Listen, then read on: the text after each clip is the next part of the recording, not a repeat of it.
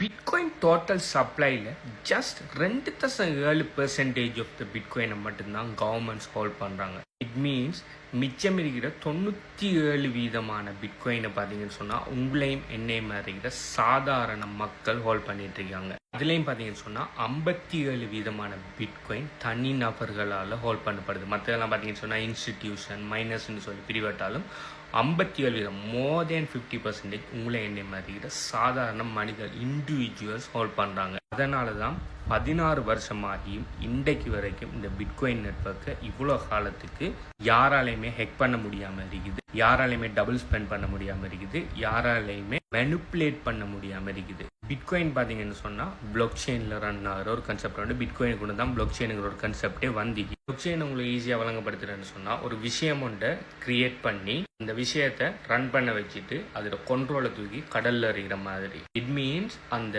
Create பண்ணின தனி நபர் நினைச்சா கூட அந்த கிரியேட் பண்ணின விஷயத்தை மாற்ற முடியாது. இப்போ பிட்காயின் நெட்வொர்க்கு அப்படி இல்லாட்டி இந்த பிளாக் செயின் நெட்வொர்க்ஸ் எல்லாம் ரன் பண்ணுற யாருன்னு கேட்டிங்கன்னு சொன்னால் உங்களையும் என்னை மாதிரி சாதாரண மைனர்ஸ் இல்லாட்டி வெலிடேட்டர்ஸ் இல்லாட்டி ஸ்டேக்கர்ஸ்ன்னு சொல்கிற இண்டிவிஜுவல் கம்ப்யூட்டர்ஸ் தான் இதை ரன் பண்ணுவாங்க. நீங்கள் கூட மைனர் ஆகலாம். அப்போ இண்டிவிஜுவல் மைனர்ஸ்கள் கண்ட்ரோல் பண்ணணும்னு சொன்னால் அவங்க அதை மனிப்புலேட் பண்ணலாம் தானே, அவங்க அதை ஹேக் பண்ணலாம்னு சொல்லி நீங்கள் யோசிக்கலாம். இப்போ பிளாக் செயின் நெட்வொர்க்கு ஒரு மைனர் இருக்க மாட்டாங்க. ஓகே, உலகம் பூரா ஆயிரக்கணக்கில் லட்சக்கணக்கில் மைனர்ஸ் அந்த பிளாக் செயின் நெட்வொர்க்கை வெலிடேட் பண்ணுவாங்க. அதாவது எல்லாருமே ஒரு விஷயத்தை அக்ரி பண்ணினா தான் ஒரு விஷயம் நடக்கும். ஒரு டிரான்சாக்ஷன் நடக்கணும்னா அந்த டிரான்சாக்ஷனை உலகத்தில் இருக்கிற எல்லாருமே வெலிடேட் பண்ணி அவங்களோட புக்கில் அப்டேட் பண்ணுவாங்க. இப்போ இதில் ஒரு மைனர் அப்படி ஒரு வெலிடேட்டர் பார்த்தீங்கன்னு சொன்னால் ஏதாவது ஒரு பிரச்சனை ஒன்று பார்க்கல, அதாவது டபுள் ஸ்பெண்ட் பண்ண மெனிப்புலேட் பண்ணதுக்கு முற்படுவன்னு சொன்னால் உலகத்தில் இருக்கிற மற்ற எல்லார புக்கில் இருந்தும் அவர புக் மட்டும்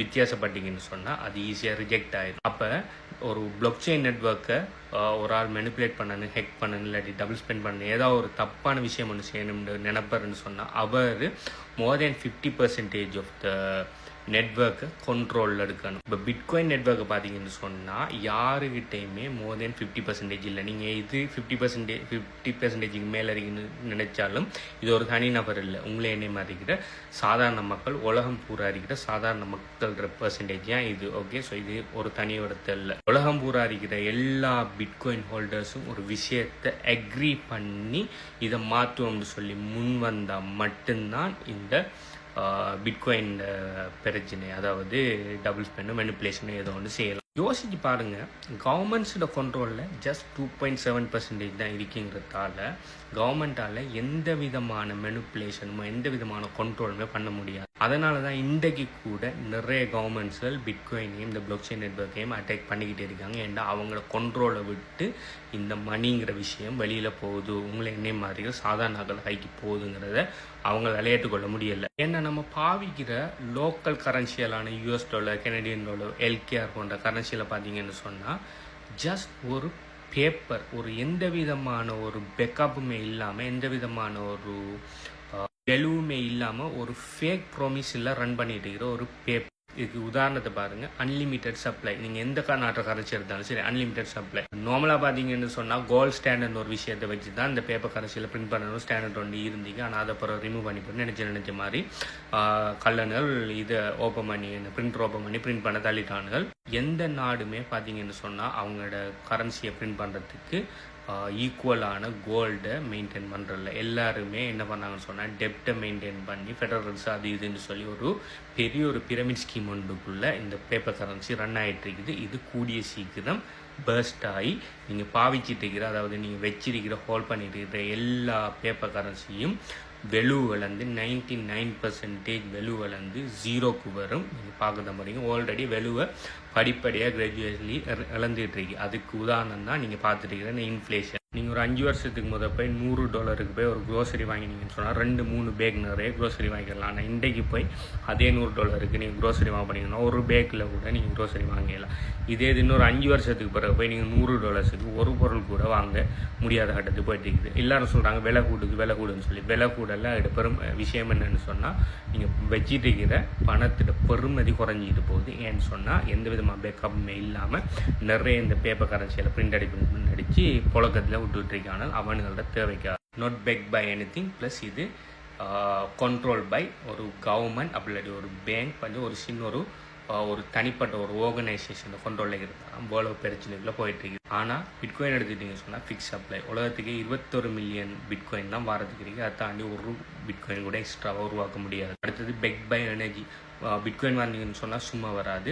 நிறைய thousands of millions of computers one way mathematical கால்குலேஷனை கஷ்டப்பட்டு செஞ்சு அதில் ஆன்சர் எது கண்டுபிடிக்குது, எந்த கம்ப்யூட்டர் முதலாவதாக கண்டுபிடிக்கிறதோ அதுக்கு தான் பிட்காயின் ரிவார்டாக போகும்.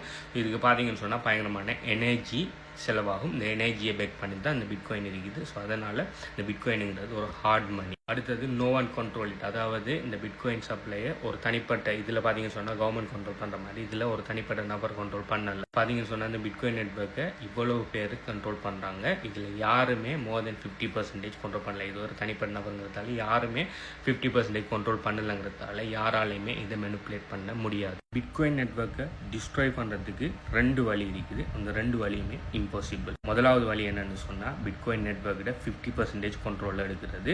ஓகே, நீங்கள் ஜஸ்ட் 1%, அதாவது பிட்காயின் நெட்வொர்க்கில் 1% கண்ட்ரோல் எடுக்கிறேன்னு சொன்னாலே நீங்கள் பில்லியன்ஸ் ஆஃப் டாலர்ஸில் நீங்கள் இன்வெஸ்ட் பண்ணி தான் நீங்கள் இந்த 1% கண்ட்ரோலில் எடுக்கணும். அந்தளவுக்கு பணம் எந்த நாட்டுக்கிட்டேயுமே இல்லை. நிறைய நாடுகள் முன் வந்து ஒன்று சேர்ந்து எடுக்க போனாலும் அந்தளவுக்கு பணத்தை எடுக்க முடியாது. ரெண்டாவது, உலகம் பூரா எலக்ட்ரிசிட்டியை ஷட் டவுன் பண்ணணும் சேம் டைமில். இப்படி ஷட் டவுன் பண்ணினா எல்லா மைனிங் கம்ப்யூட்டர்ஸும் ஸ்டாப் ஆகும். அந்த டைமில் பிளாக் செயின் நெட்வொர்க்கை டெம்பரரியாக ஸ்டாப் பண்ணலாம். அப்படி ஸ்டாப் பண்ணினாலும் ரினியூவபிள் எனர்ஜி அடுத்தது பேக்கப் எனர்ஜியில் வச்சு திரும்ப மைனிங் ஸ்டார்ட் பண்ணிடுவாங்க. மைனிங் ஸ்டார்ட் பண்ண பிட்காயின் நெட்வொர்க் பழையபடிக்கு வந்துடும். ஸோ ரெண்டாவது மெத்தட்டும் இம்பாசிபிள். அப்படியே அவங்க செஞ்சாலும் அது ஒரு டெம்பரரி போஸ்ட் மட்டும்தான். அதனால தான் பிட்காயின் இஸ் த ஃபியூச்சர்.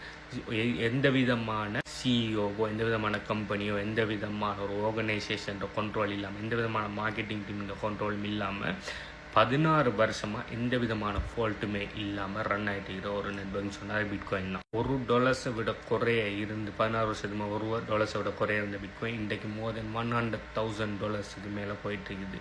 நான் பிட்காயின் எனக்கு முதல்ல எனக்கு பிட்காயினை பற்றி தெரிய வரக்குள்ள பிட்காயின் ஜஸ்ட் $6,000. நான் முதல்ல பிட்காயின் வாங்கக்குள்ள பிட்காயினை பெறுமதி $6,000. இன்றைக்கி 10 மடங்கை விட கூட, ஆல்மோஸ்ட் 20 மடங்கு கிட்ட வந்துருக்குது. நான் அந்த நேரம் பிட்காயினில் பெருசாக நான் பிலீவ் பண்ணலை. அதுக்கு பிறகு பிட்காயின் 60,000 போய் கிரேஷ் ஆகி 17,000 வரக்குள்ள நான் ஃபுல்லாக பிட்காயின் பிலீவர் ஆகி நான் பிட்காயின் ஒரு நாள் $100,000 போகும், அதே மாதிரி $1 million போகும்னு சொல்லக்குள்ள நிறைய பேர் நக்கல் அடித்தாங்க, சிரித்தாங்க. அதில் நான் சொன்ன ஒரு விஷயம் வந்துட்டு 100,000 வந்துட்டு இதே மாதிரி நீங்கள் பார்க்கதான் போனீங்க. பிட்காயின் $1 million போகத்தான் போகுது. நாளைக்கு பிட்காயின் $1 million போனதுக்கு பிறகு நீங்கள் ஏன்டா பிட்காயின் $100,000 விட குறையடிக்கு போல வாங்கலின்னு சொல்லி கவலைப்படத்தான் போகிறீங்க. பிட்காயின் வாங்கினா ஒரு ஃபுல் பிட்காயின் தான் வாங்கணும் இல்லை. நீங்கள் 0.000 சம்திங் பிட்காயின் வாங்கலாம். நீங்கள் இப்போ பாவிச்சிட்டு இருக்கிற கரன்சியில் ஜஸ்ட் $5 $10 நீங்கள் பிட்காயின் வாங்கலாம். என்ன உங்களுக்கு 0.00 சம்திங் கிடைக்கும்.